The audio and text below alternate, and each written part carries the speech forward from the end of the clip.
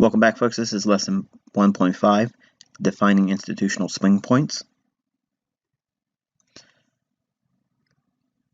Okay, we're going to be talking about institutional swing points. Now, you've heard me teach in many instances where the swing high and swing low forms in the price action, swing high being a high with a lower high to the left of it and a lower high to the right of it, just a consecutive three candle or three bar pattern. One with a high with two lower highs to the either side of it. And then obviously the same thing would be said just in opposite terms for a swing low. One candle with a higher candle to the left of it and a higher candle to the right of it. That's a swing low. That's what I learned from my mentor, Larry Williams. Pretty simple, easy pattern. There's been a lot of patterns I've come across through my development as a trader. Some of them rather elaborate that really didn't mean too much in terms of future prognostication, but nonetheless, they were fun to read about. Initially got my hopes up, but didn't really deliver anything. I'm not talking about swing points in that degree here. I want you to think about institutional swing points in terms of concept. In other words, what's going on behind the scenes. I don't want to draw any charts up. I don't want to pull any examples up. I want you to think about it conceptually, because we're going to be building on these ideas. I want you to understand that there's really only two forms of swing points in the marketplace as it relates to institutional trading. It's in the form of a stop run or a failure swing. That's it. There's nothing else. So we're going to talk about the two forms of swing points, and we're going to talk about the contrasting differences between the two and what makes them opportunities for us as traders and how we can see the characteristics of both. The first one we're looking at here is essentially the breaker. Okay, this is a breaker where the market will generally make a higher high, fail, then break down and have a rejection at the highs. Many times this is a very surprising and deflating pattern for some traders, and everyone's experienced it sometime in their development where they've bought a specific price point with the expectation it's going to go higher. It initially does, and then once it makes that new higher high, it breaks lower aggressively. And you probably experienced it as well, where you sell a low and it starts to break lower. You feel good about the trade, and all of a sudden, just by moving below a previous low a little bit, it explodes on the upside, and now you're trapped or stopped out. This pattern, in my opinion, is the most powerful, the most dynamic, the most significant price pattern that you need to learn conceptually. And you need to understand some of the characteristics about where it forms. But what generally happens is when you have a selling scenario, the market will generally make a rally up to an area of old resistance. Now, that resistance can come in the form of how we interpret resistance as a bearish order block. It could be a breaker or a mitigation block. It could be an old low it's returning to, or it could be an old high it's returning to. And it may fall short just by a few pips or points initially and start to trade lower. And retail traders, and like myself when I first started, I thought that this was most likely going to be when the market would break down aggressively and start trading lower, and I could be expecting lower prices. Well, the market makes one more pass higher, driving out that short-term high it creates, and it spooks the marketplace, and it upsets those traders that are already short, and ultimately goes to the level at which you would have expected it to trade to the first time, which is that a resistance level, or in this case, it could be a bearish order block for us, or it could close in a gap. But when we see price hovering just below a key institutional reference point, like we learned in September, which are the bearish order blocks, bullish order blocks, liquidity voids, fair value gaps, when we see these things in our charts, we anticipate price trading to them, to the pip, or into them a little bit, like as it were for a order block. The idea is once you see the level, and these levels are going to be delineated with the blue lines, the diagram on the left represents a selling opportunity or where we expect some measure of resistance. That could be a bearish order block. The short-term high that forms prior to that higher high, that's what gets many traders caught. And if you understand order blocks, many times the bearish order block is just above the it didn't trade to it, or it leaves a little bit of a fair value gap, and price comes up and just falls short of filling it in, and then finally drives up and closes that little bit of a range in. That's when you get this breaker swing point. Now, why is it a breaker? The fact that it creates that little short-term low in between the higher high and the previous high for the sell side diagram on the left. When the market breaks down and takes out that short-term low prior to the new high, that is indicating that the market has broke those individuals that were initially short, and now they're trapped.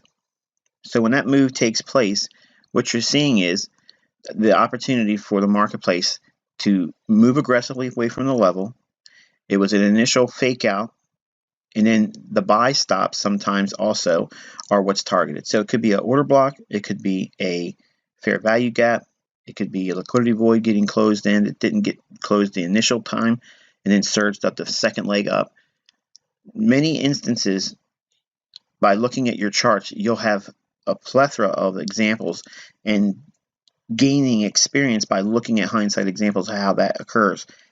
One of the benefits of looking at intraday charts, not that we're going to be talking about intraday in this month, but when we practice with intraday charts, it gives us a lot of examples of where these types of events take place, because this very pattern here, this materializes every single day. It materializes every single day, and in every single pair it's there. You have to study every single time frame and see how this pattern manifests itself. On the bias of being bullish, the market diagram here that we have on the right hand side, where the sell stops are ran out below a short-term low, once it hits the level or it falls short of a support level, the market many times will drive lower and go right into that level. To me, I love this pattern because, number one, I can see when it's forming. Okay, I can see when it's just fallen short of a level and where we're going to anticipate one more drive lower, or in this case, it could be a drive higher on the bullish side. But when we look at price, it's important to have the key levels or the institutional reference points that we taught in September.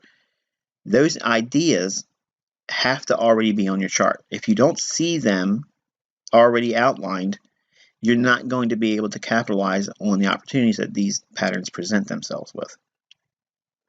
So if we see sell stops being ran out, or if we see a fair value gap below the marketplace, or a liquidity void that didn't initially fill in the first pass lower and then drives lower and then closes it in, all of those scenarios can lend well to this pattern. By itself, conceptually, it doesn't do you any good just hearing me talk about it. So you have to go into the charts and literally pull out examples where a short-term high was passed through just a little short period of time right after that, and then it creates that rejection or reversal high. Same thing is said for the buy side of the breaker pattern.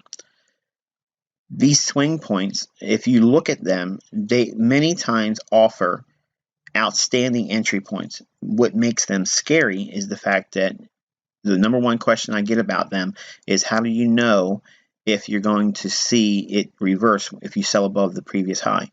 And that comes by experience with trusting the institutional reference points that we taught in September and throughout all the free tutorials: order blocks, breakers, mitigation blocks, liquidity voids, and now you've learned fair value gaps.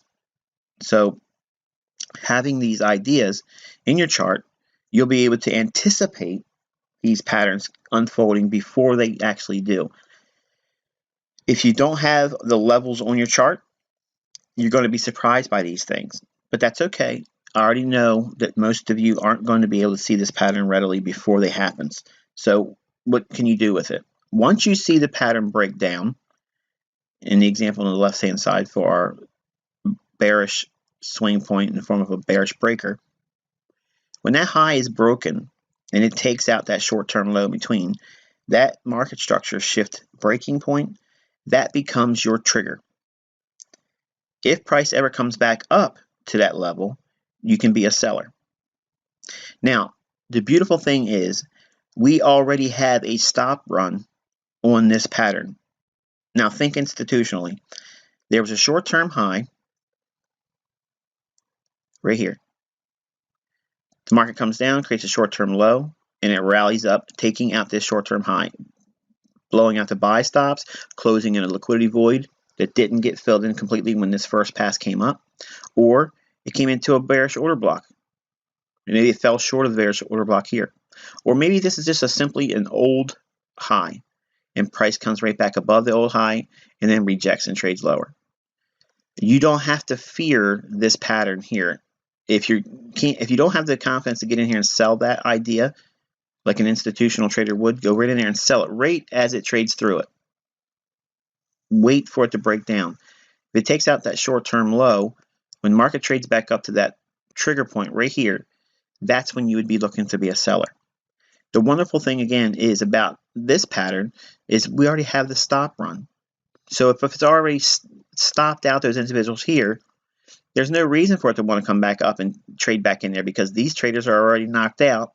So we can be a seller here with a great deal of confidence that our stop loss could actually be above this high or right at that high. The likelihood of it coming back up there after an aggressive breakdown, once a level has already been arrived at, discerning that there has been an expectation of the market being bearish. If we see evidences that we've already seen a stop run here, if we've seen a move start to break lower at or just below that resistance level, this is going to lull traders into believing, and you know what it feels like as well, you want to see price action moving in your favor many times as a new trader. So this dropping off will get traders short. Where's their buy stop going to be placed? Right above this high. So this pass through clears out that buy side liquidity that they can engineer new shorts on. So when we see it return back up to this level here, it gives a great deal of confidence, even on a daily time frame, that we're most likely not going to see price trade back up to this level here because it's already done its job of knocking out those players that are already short. They don't want to give them an opportunity to get a good price in a short. They've already done that themselves by knocking out the initial bears. This breaking point here, we want to be selling at that point right there. So when we look at price, we're looking for this pattern for ourselves. This is the highest, most probable condition to be a short seller in the marketplace because it has a built-in advantage. Even though it's the most fearful thing for you right now, you don't want to sell above an old high because you haven't practiced enough. You haven't seen the effects of looking at institutional order flow on a higher time frame or any other time frame for that matter that frames the support ideas around these particular raids on stops. The same thing is said just in opposite terms for when you're looking to be a buyer. You want to see a short-term low form at or just above a key support level. It could be a bullish order block. It could be a liquidity void that hadn't filled in on this pass here that does here. It could be an old low that just simply runs down below. If it's an old low, there is no limit to time between this low and the new low that forms. Okay, in that regard, there's no time limit. Like you can look at an old low here, and it could be 6 months, and then finally it trades down below that low, and then it runs. That's still the same pattern here. Okay, ideally, you want to see something that has just recently created a low, came back a little bit, a few days, maybe a week, and then it drives one more time through it and hits your bullish institutional reference point. It could be again trading down to an old high, or it could be a lower low that it trades down. But the main thing is you want to see a low that makes no real sense stopping there and giving a little tiny little bounce, and then expect that drive lower, closing in on that real level you're having on your chart, which constitutes support. Just like we mentioned over here, the opposite's said here. Any buyers over here on this little pop is going to have their protective sell stop just below that low. We want to think institutionally about accumulating those sell stops. So if they're going to sell it to us, we're going to be a buyer, and we're going to be buying it at a deep discount with the expectation. Now, here's the thing. You want to see an immediate response away from that level. You don't want to see it trade down below this low and hang around for a while. Okay, you don't want to see that. The problem you're going to encounter is because we're trading on a daily time frame as position traders, we're going to have to wait a long time sometimes for that confirmation. It may require the whole entire daily range before the daily candle creates the wick here. So this many times will become the wick. The market will trade down, make that low here, and then wick away from that low, and then you'll see what many people get excited about as a hammer or some kind of a doji. Okay, and I'm not teaching classical, if you want to call it that, candlestick patterns, but the idea is candlestick traders trade the candlesticks that have formed. Institutional traders, we trade it when it's a bold-faced candle before it becomes that wick or that hammer or doji. It takes a great deal of confidence to be buying down here below an old low, whereas retail traders, they all have reasons to justify why something should be done after some form of confirmation. If you're demanding confirmation, you're not going to get this entry down here, but you can get a favorable entry point by waiting for a market structure shift here. So when the market structure shifts on the bullish side here, all eyes go back to this reference point here. We're not worried about coming down here again. We don't care about that. We're worried just simply for a return to this level here. So again, the same mindset we said about the sell side or bearish breaker on swing point. This, we know this has already been a raid on sell stops. There's no expectation or reason to believe that the market needs to come back down into this level again because it's already done its work.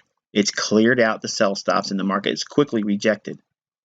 The market, if it does give you an opportunity to come back down into this breaking point, we can be a buyer here, with the exception that there may be a bullish order block over here. It doesn't have to come back down to this level, just like it doesn't have to come all the way back up to this level.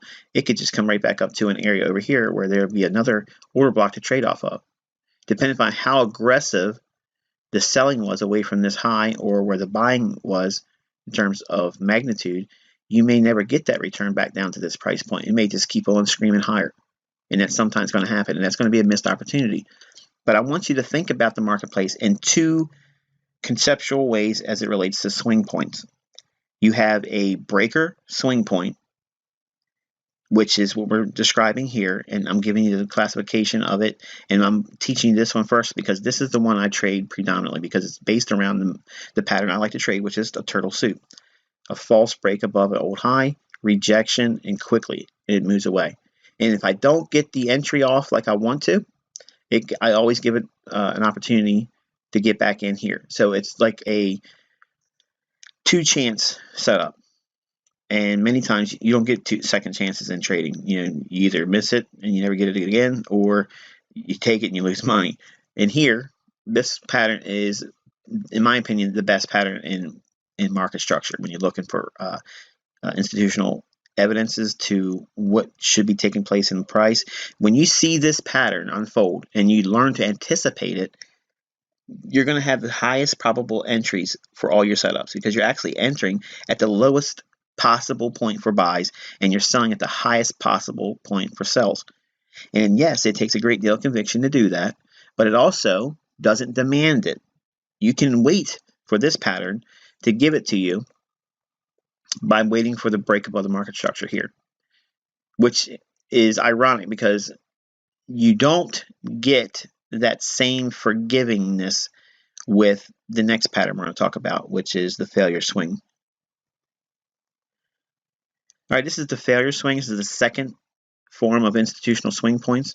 Now, again, I understand that you probably understand this a little bit, but I'm giving you some additional points because if we're going to start breaking the market down into modular form where we can go in and start utilizing these things, not just speak about them in broad terms, I want you to narrow your focus to only two ways of viewing the marketplace when it turns. We already mentioned the breaker swing point, and now we're talking about the failure swing.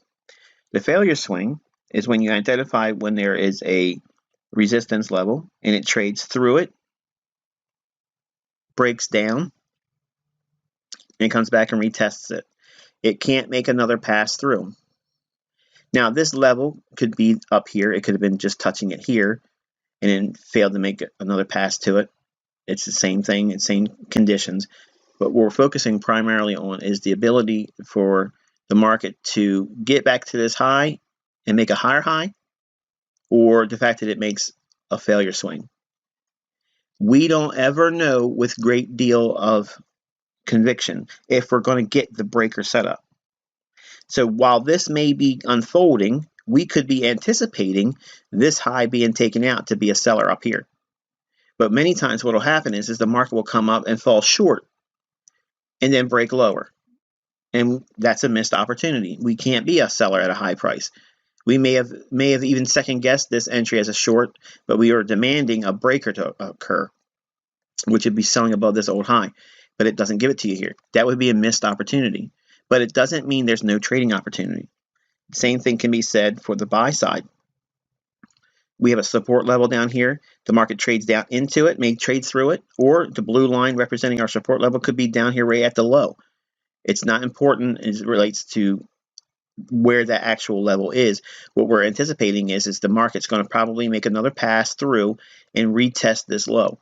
Again, we're aiming for and trying to get breaker swing points. If we don't get the breaker swing point, that's not a problem. We have an opportunity to trade off of this pattern as well. If we get the buy set up like this and it retraces off of the level that we are anticipating seeing support at, and it comes back and starts to come back down and fails and makes one more pass up, if it takes out this short-term high, or on the sell side takes out this short-term low, we have another opportunity.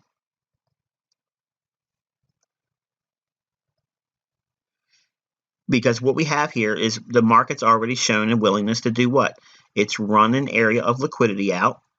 It's trapped traders above here and traders below here. So sellers are stuck down here and buyers are stuck up here. They're not giving them an opportunity to get out. They're quickly repricing here. So now when we understand that, think like an institutional trader. If you know you have a guy on the hook or a fund on the hook up here, he's long now. If you can reprice the market and go lower with it, leave them holding the bag up here, or vice versa, they sold on some weakness down here. Because again, think like those turtle traders, long-term position traders, they're selling on a breakout. They're selling below 20-period lows and buying above 20-period highs. So if we can see this phenomenon taking place where they've moved away from a low aggressively, came down but failed to make a low, and then broke through a short-term high in an area where we anticipate bullishness on an institutional basis, we have to sit back and simply just wait. Because we'll understand that this movement could have been moved into an order block that's bullish. This could be a bearish order block. This could be a move that goes into a old high to run out buy stops here. It could be an older high, high that's not being shown in this diagram. Just like this could be an older low, to the left of the chart that wouldn't be shown in this diagram. But we're seeing the evidence is that they've already did the manipulation down here. We don't know that for certain until we see the retracement back up here. So all this retracement here, this is a gray area. We don't know for certain if this is going to stop here or if it's going to continue up and give us a breaker swing point. Just like we don't know that there's going to be a continuation to go lower to have a breaker swing point for buys here. We don't know if it's going to go down below that low. I never know that for certain. I never know that. I anticipate it the most optimal entry. I'm looking for that scenario, but it may not give it to me. So if it doesn't, and it starts to run the other way, I'm just simply going to put my eyesight right here for the buy and here for the sell. If I can't get a retracement back here on an idea for a short, if I don't see anything to justify a short here, and sometimes that occurs. Sometimes I just, I don't get it right, and I'm human just like anybody else will. If I can't get a short off there, and I don't have strong convictions to sell there, it's no problem. I'm going to just simply wait for that swing point right here to be violated. And then I'm going to be aiming for this level right there. That's where I'll sell. Now, if I'm going to sell at this level here, I can have great confidence that my sell can be protected with a buy stop right above this short-term high, because it's inside this area at which they had already ran the stops out in the form of buy stops. So if my buy stop is here now, they're not going to come back up here and give these opportunity to get off. They're not going to let them out. So I can be a seller here with my stop here and look for lower prices. The same thing can be said here. If I don't know with great deal of conviction that this is a good buy, or I miss it and it takes off, it's no problem. I'm waiting for this little swing point here to be broken. Once that high is broken, I can wait for price to come back down to this level right here. When this level is retraded to down here, I can be a buyer with a great deal of confidence that my stop loss can be placed just below this low because it's going to be in an area where they had already ran the sell stops. Now, this is probably very 101 ICT, okay?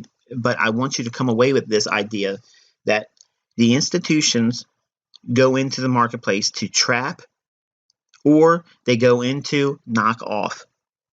That's what they do.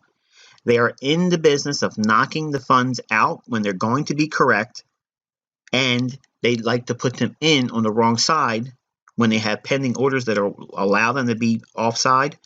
For instance, in this case here, funds could have buy stops here with the expectation that if it goes out, they're thinking this could be a long-term trend following buy program where they can hold on to it for many months.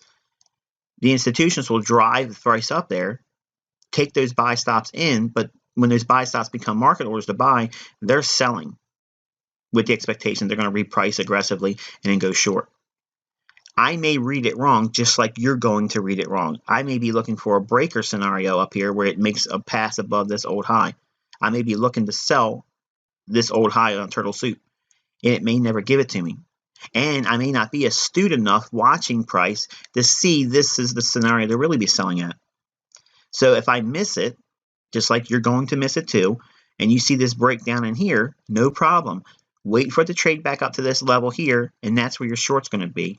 And your position is going to be protected with a stop loss right above this high. It's going to be in an area where it's already been traded to with manipulation.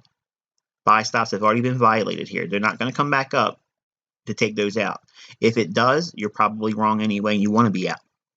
Same thing is said over here, just in opposite terms. When the market comes down here and rejects, you may not see that initially as a rejection. You may anticipate one more pass lower to get that ideal buy, and it doesn't do it. And if you can't get this off as a long and it starts to take off, no problem. You go right back to this price point here and wait for it to come back down. You can be a trader that takes a long position there with your stop loss right here. Again, with the expectation that if your stop loss is already below this low, you're in an area where they already ran out sell stops. So there's no reason for them to want to come back down here again, especially if they have a very dynamic price response here. The magnitude of which they move away here and the magnitude at which they move away here indicates that they have already trapped a sizable number of orders net long here and sizable orders that are net short here. They're not going to want to let them off. And if they are short, how can they get out of their short position? If they aggressively reprice higher, they're going to collapse their trade by doing what? Buying it back. They're going to reprice quickly so that way they force them to buy back at a higher price where they can now start scaling off their position that they bought down here and down here at a net profit. And the opposite's being said here, where they could quickly reprice here. Smart money sells here and sells here. So if price aggressively moves lower, those that are long in this point here, they're going to want to collapse their trade and they have to sell it. So they're going to sell it down here where smart money can buy it back after being short from this point here. So when we look at price, I want you to think again in two institutional swing point theories. You have a breaker, which is the ideal, most optimal trade entry pattern there is in the marketplace because it's absolutely the deepest discount buy and the absolute most premium to sell. It's scary to do it. It's absolutely uncomfortable when you first start doing it. And I know what that feels like. It's scary. But that's the whole purpose of getting into a demo account where you learn to do those types of things. You cannot learn it doing it with live money. That's all part of this mentorship. You have to be practicing in a demo where you can literally go in there, step in front of the marketplace. Once it rolls into a new high, sell it. Get that responsiveness of seeing what happens in price. Sometimes it'll keep on going. Okay, no problem. You're going to be wrong. But you're going to know right away that you're wrong. And you don't have a 100 pip stop on. You're going to have a relatively modest stop on. Point is, when you're right, you get immediate feedback, and it's very encouraging. It's confidence building, and usually, if you enter on the right side and you're selling an old high, it's amazing because you'll see how fast the market tanks. If you buy an old low and you're doing it on a breaker setup, and it's a swing point in the form of a breaker, you're going to be able to see dynamic rallies just like that take off, and they'll be explosive. So don't think in terms of classical chart patterns like head and shoulders, or think in terms of bear flags and bull flags, things like that.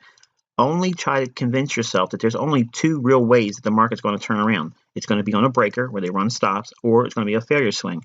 Both of them are indicating a manipulation, but they both have to be used slightly different. The first one being the breaker swing point, that is the ideal one. You want to be looking for that scenario all the time on any time frame, not just the daily chart, but any time frame. But if you can't get the breaker, don't fear or be upset about missing that move, because it still gives you the opportunity to get in there, because they're only going to turn the market one of these ways. That's it. And nothing else happens in price. I challenge you to go in and show me something where it doesn't do this, because I can tell you it's either a breaker or it's a failure swing every single time. It's never anything else. So you're limited to really just two conditions in the marketplace. If you're going to be a seller, how are you going to be a seller? You're going to be selling it at a low high, or you're going to be selling it on a retracement back to a break in market structure. That's it. If you're going to be a buyer, are you going to be buying an old low, or are you going to be buying on a return or retracement back to a market structure break to be a buyer at support there? It's just that simple. Nothing else can happen. There's not 50,000 patterns to be looking for. There's not all these different candlestick patterns to memorize. Okay, no dark clouds covering this and no inverted hammer that. It's just simply understanding where are the orders relative to old institutional order flow reference points, key support resistance on high time frames. How is the market behaving at that level? Was it able to pass through it, and did it reject? If it went up to it, fell short, it's probably going to make one more pass higher, and it might give you that breaker entry. If it doesn't give you a breaker entry and it gives you a fair swing, this is how you trade them. But there's nothing you need to worry about in a demo account while you're teaching yourself. If you're worrying about rushing to get in with live money, if you don't know the characteristics between these two swing point theories, you're going to hurt yourself. You're going to be frustrated. You're not going to be able to focus, and you're going to end up chasing price or blowing your account, and then you're going to be frustrated, or taken completely out of the marketplace where you can't fulfill your dreams as a trader. So hopefully this has been insightful to you guys. I'm going to wish you good luck and good trading. I'll talk to you again in the next lesson.